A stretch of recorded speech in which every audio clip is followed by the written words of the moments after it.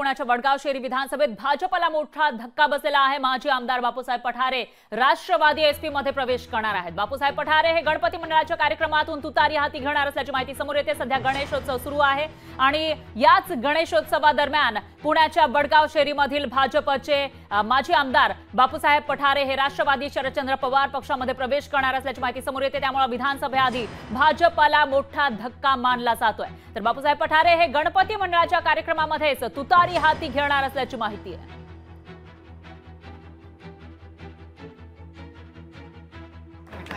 तर या ठिकाणी मला सांगायचंय की आपण सर्वजण माझ्या आणि 6 दिवस 6 भागामध्ये मी फक्त दर्शनाला जाणार आहे, पण आपलं भाग्य आणि आता सांगितल्याप्रमाणे जाहीरच करतो की तुतारी तर्फेच लढवणार आहोत।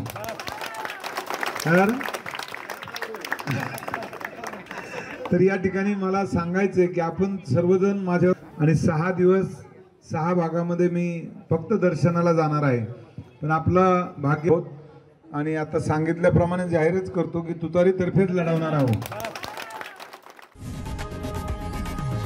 लोकशाही मराठी ऐका, पहा, जागरूक रहा।